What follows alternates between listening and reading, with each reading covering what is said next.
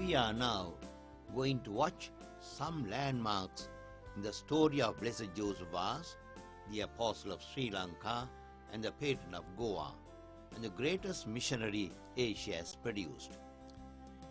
He is also known as the second founder of the church in Sri Lanka. In 1658, when the Dutch occupied the coastal belt, they expelled all the Portuguese missionaries, and the poor Catholics were deprived of the services of priests for over 30 years. It was at this time that the young Goan priest, Father Vaz, ventured to come to the island disguised as a coolie at the risk of his life, and went in search of the abandoned Catholics, beginning in the north, Jaffna, then coming down to the south, and then to the central province in the kingdom of Kandy, working heroically all alone for 10 years, and then with the help of his Oratorian companions for full 24 years, during which time he brought back many erring sheep and also made several converts, and worked a number of miracles and manifested heroic charity in times of need, thus winning the benevolence of the Candian kings. He also laid the foundation for a truly indigenous church. Exhausted by labors and long missionary journeys, he died in Kandy on the 16th of January 1711 and was buried in his own church in Kandy. The mission he began was carried on for almost 150 years by his Oratorian companions. He was beatified by Pope John Paul II in 1995 here in Colombo itself, in our own land. We will now watch some of the important places he visited in his missionary journey and where his memory is kept alive even today, places which have grown to be shrines of Blessed Joseph Vaz.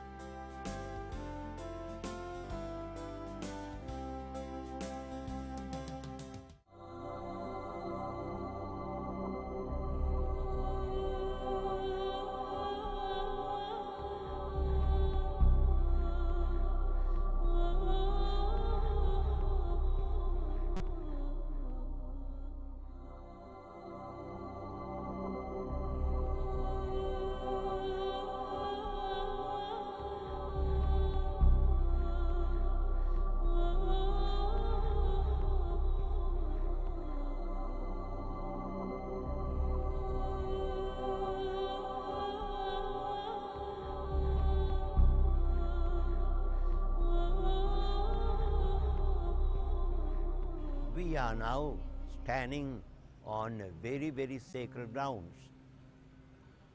Already from the time of the Portuguese missionaries, this area was evangelized first by the Franciscans and later on by the Jesuit fathers to whom this area was entrusted. After the evangelical work, we have the period of the Oratorians. During the time of the Dutch occupation, there was persecution, and at this moment, Blessed Joseph Vaz, the Apostle of Sri Lanka, came all the way from Goa to Sri Lanka in 1687.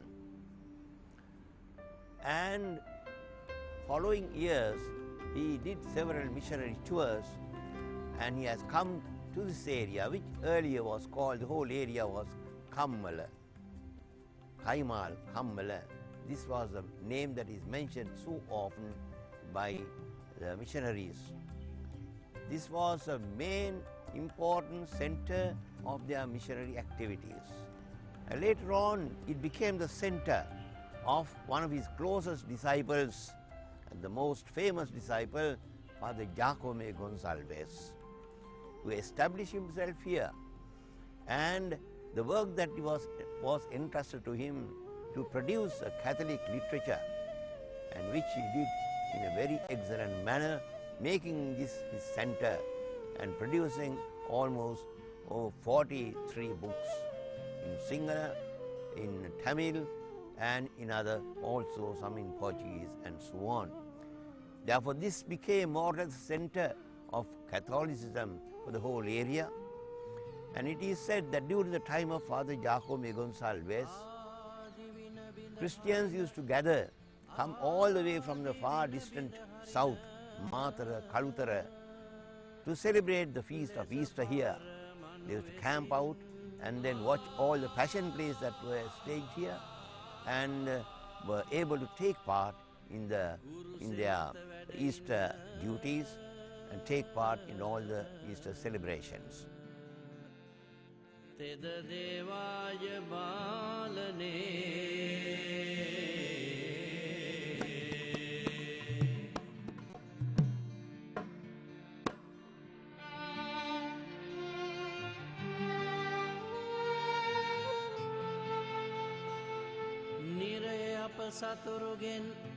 නිරයේ අප සතුරුගෙන් ජයගන්න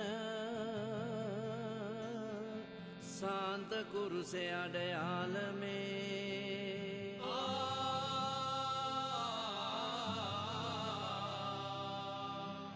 පිද්ද පුත් ස්ප්‍රීතු සාන්තුගෙත් නාමෙන් ආමෙන්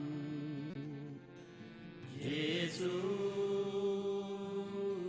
So Father Jacome Gonçalves lived here. He also traveled into other places. He was a great preacher, great writer, and finally when he died, his body lies buried within this church here, the church of Bodavatta.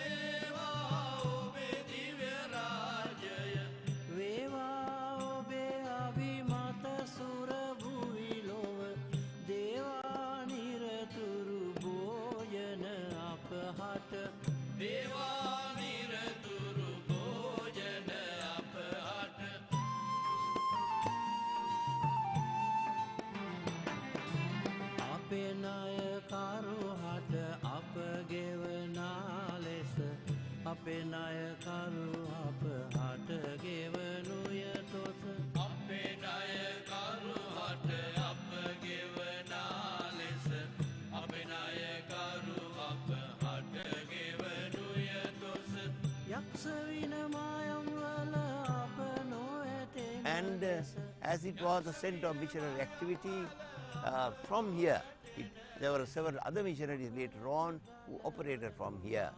And especially crossing the river Mahawaya, that area was under the Dutch, and there was no freedom for the Catholics to worship their religion.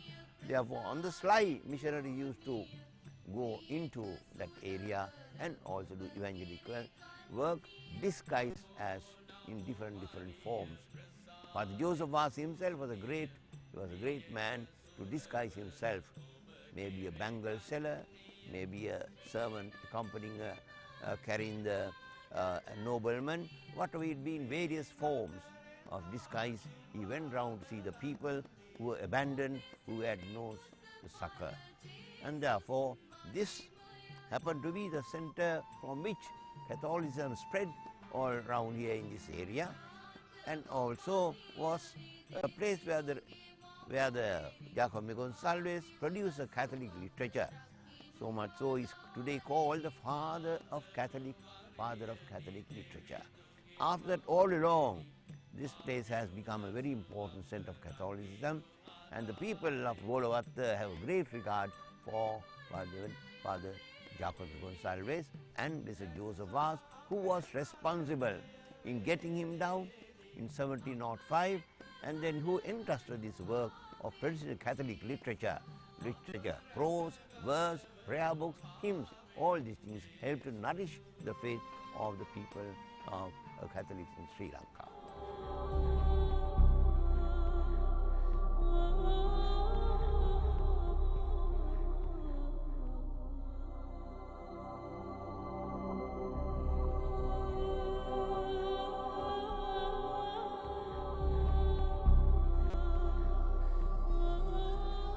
Joseph Vaz arrived in Sri Lanka in 1687, and after serving the Christians, the persecuted Christians in Sri Lanka for 24 years, he died in Kandy in the year 1711. He was very, very well known and was greatly respected even by the kings of Kandy. But after a few years, there was expulsion of the Oratorians from the Kandyan kingdom, and then his fame quietly died down.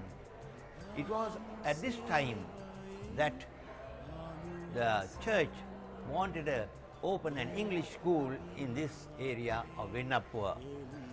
And the Maris brothers, who were entrusted with the task of running the school, insisted that this school be named after the apostle of Sri Lanka, Father Joseph Vaz.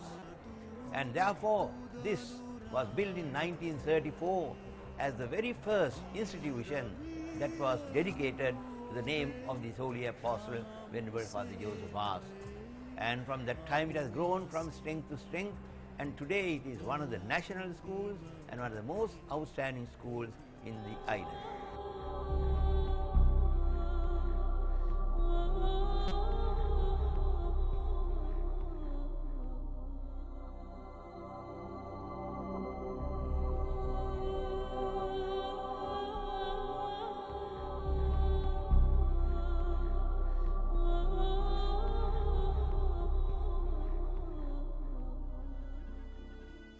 We are now here at Vattakkalya, a fishing village in the Diocese of Chilau.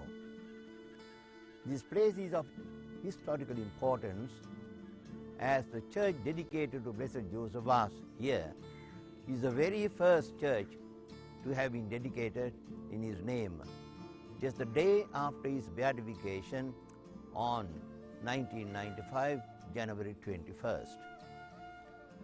This was built by a priest who was a great devotee of Blessed Joseph Vaz, Very Reverend Father Peter Nolasco Suarez, who was the Vicar General of this diocese. This place was an undeveloped place, but because of this church, the roads came up, the water service was developed, electricity and all the facilities came round this shrine. This is the principal shrine of Blessed Joseph Vaz in the Diocese of Chilau. Many favors have taken place in this place. Weekly devotions held here were very, very well attended by people from far of distances, and there are records of special favors with regard to the receiving children, the birth of children after 10 years and more, and other various cures.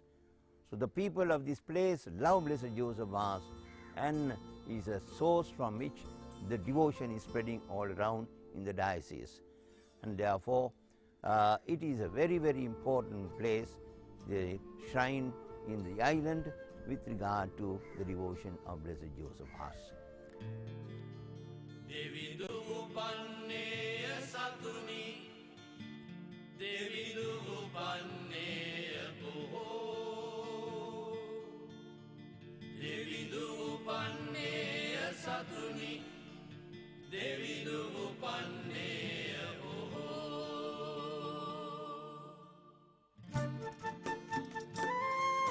The two statues you see are two ivory statues which are supposed to have been donated by Father Joseph Vaz to the ancestors of Father Peter Suarez in Payagala.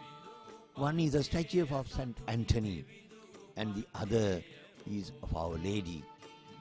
They have been handed down from that time to the family members, and today they have been preserved by Father Peter Suarez and have been handed down to the shrine here at Vattakkalya. The people keep them with great devotion and preserve them with the greatest reverence.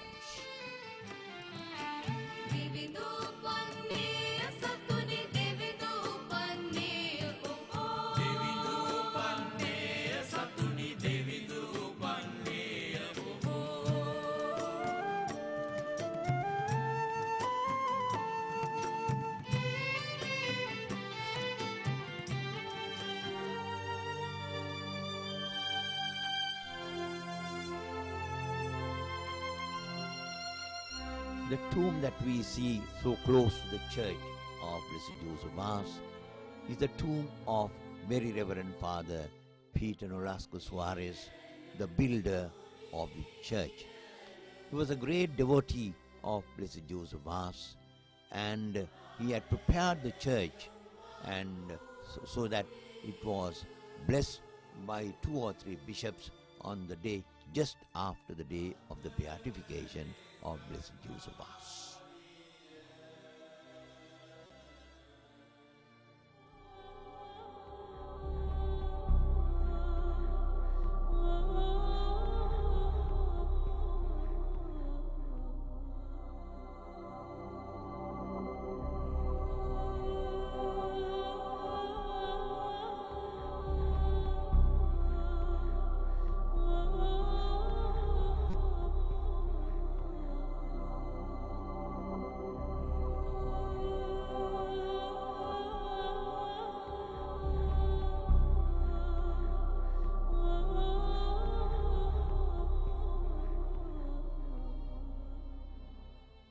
Mahagalgamuwa, where we are standing just now, is one of the most important shrines of Blessed Joseph Vaz in Sri Lanka. It is in the midst of a jungle, thick jungle, infested with wild beasts, elephants, serpents, poisonous serpents, and also in the tanks with crocodiles. It appears that here we find a community of people who had earlier migrated from India. Earlier they had been Muslims, but later converted by St. Francis Xavier. They came and settled down close to Puttalam, and then during the Dutch persecution they left everything. They left their land, the property, and came to this area, thick jungle, for security. And King Rajasingha II gave them this village so that they could settle down in peace. It appears that Blessed Joseph Vaz, having heard of these people, came to visit them. And at this very spot, the people of Galgamuwa met Father Vaz and told of their misery, that they were being constantly troubled by these wild elephants and serpents and so on. So therefore at that moment he blessed a cross, ebony cross, blessed it and planted it here under this very tree as a sign of protection from wild animals and so on. And this cross has been preserved by these people from that day to this very day. And every day you find people of this village coming and praying before the crucifix in this shrine, where today we have a statue of Blessed Joseph Vaz and a statue of St. Francis Xavier. And they have been protecting these people, protecting their faith, protecting their lives, and thus they are still one Christian, one Catholic community, very faithful to the church and practicing Catholics.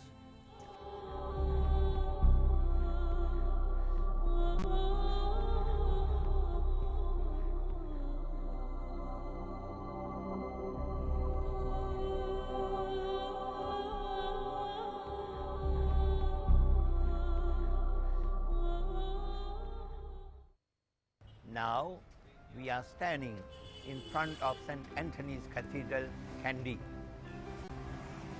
This place, Kandy, has a very, very long history from the time of Father Joseph Vaz.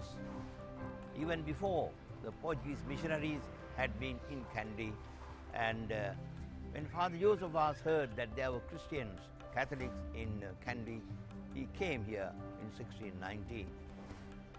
He was arrested at a place called Vauda, suspecting him to be a spy, a Portuguese spy. However, he came to Kandy and he was put in rigorous imprisonment, and he spent almost 2 years in prison. However, during that time, he used to pray, used to study Sinhala, and thus the king, Vimaladharma II, realized that he was an innocent person and a holy person, and therefore he gave him freedom, especially because of the certain miracle that he worked in Kandy, the miracle of the miraculous shower of rain. And after that, he was given the freedom by the king to go and preach anywhere within his kingdom. And as therefore, Kandy has a Christian tradition, and this cathedral here, dedicated to St. Anthony, has been built by the OSB fathers, by the Benedictine fathers, who took up the mission and carried on the mission for years and years. And the first bishops here were the OSB fathers, the bishops. And therefore, they worked hard to build this cathedral and so many other parish churches, schools. We have around us a very famous school, St. Anthony's College, and thus they have carried on the work that Father Joseph has started. From Kandy, Father Joseph had his church. From here he travelled all around the kingdom of Kandy, spreading the good news. This was his center from which he operated, the place where he worked, the church where he died, where he was buried. Unfortunately, today we are not able to trace it because the church was destroyed completely in 1746 by the rebellion. There was a sort of a uprising against the Catholics, and the churches were all within the kingdom were destroyed by the order of the king. And therefore, however, the next generations have preserved and revived the faith, and today we have a flourishing church in the kingdom in the Kandy diocese. Attached to this St. Anthony's Cathedral, we have a Joseph Vaz Inquiry Center, where people come in search of the faith, come for instruction, and there is a sister fully involved in this work of instruction, and often we have several baptisms. We also have within the cathedral the decree of the beatification framed in large letters and placed it in one conspicuous place. We also have large pictures of Blessed Joseph Vaz, portraits of Blessed Joseph Vaz, and in front of the cathedral there's a large statue which is a Joseph Vaz shrine, and where the people go and pray very often before the statue, and where annually the celebration the feast is celebrated in a grand scale in the cathedral presided over by the bishop himself.